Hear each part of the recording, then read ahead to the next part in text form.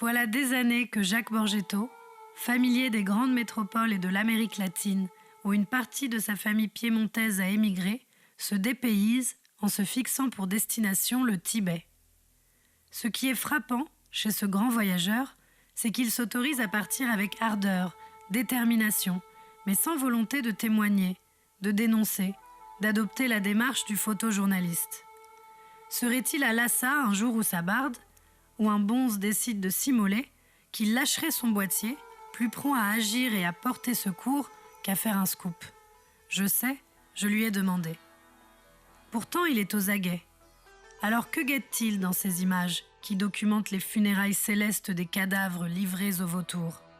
Réponse: du ciel, de l'horizon, de l'Himalaya, de la cime neigeuse, de la crête rocheuse, de la piste cabrée, de la steppe, de l'âpre, du morne, du stérile, du vide, de la nature presque pas domestiquée, l'idée du sauvage, de l'originel, du primitif. Le Tibet, il le voit avant tout en noir et blanc, la couleur de la fiction. Comme pour les autres pays, les autres séries, la bichromie s'impose dès la première prise de vue.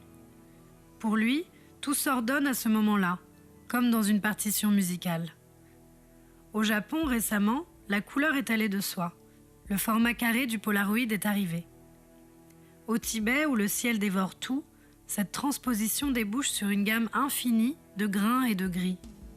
Très exceptionnellement passe, fugace, une tache de couleur vive, mais alors douce, très douce. À chaque séjour, le photographe endure la gerçure du vent, l'ivresse de l'altitude, la proximité de la mort, la spiritualité des pèlerins. Cette expérience complexe le change. Ces images qui convoquent Ansel Adams transmettent la vision de l'homme qui a éprouvé cet état, vécu cette traversée. Sur le toit du monde, on ne ressent pas les hautes tensions des plaines du Far West américain. Ici, le vent soulève la neige, les vautours tournoient, les pèlerins brûlent du genièvre pour les esprits. Le regard d'un enfant moine passe, saisi par la grâce. Sous la yourte, de la vapeur s'échappe d'une bouilloire. Mais le contraste est frappant entre cette sérénité et le cadrage radical de l'image, voulu par le photographe, qui escamote la tête de la femme berçant son bébé. Cette violence contraste aussi avec plus loin la douceur, la beauté, la féminité qui s'attache au portrait plein de profondeur d'un jeune moine avec fossettes souriantes et tenue d'apparat, capté dans un décor théâtral plein de colonnes romaines. Tout autour, les moinillons jaillissent, tels des moineaux, et l'on pense aux images cultes, signées Mario Giacomelli, des séminaristes se jetant des boules de neige. Mais déjà, démesurée, la nature revient à la charge. Où que l'on regarde, on est plus près du ciel que de la terre. Toute perception est spatiale, comme si l'on avait basculé dans une autre dimension.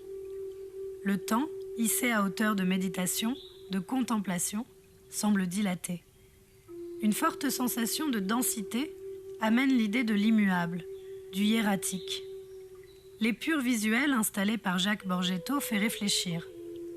Une fois le pied ici posé, où en est-on vis-à-vis du mythe construit par l'Occident d'un Tibet objet de fascination, de fantasme, pour sa très singulière spiritualité, entrée en opposition avec les préoccupations fébriles du monde moderne?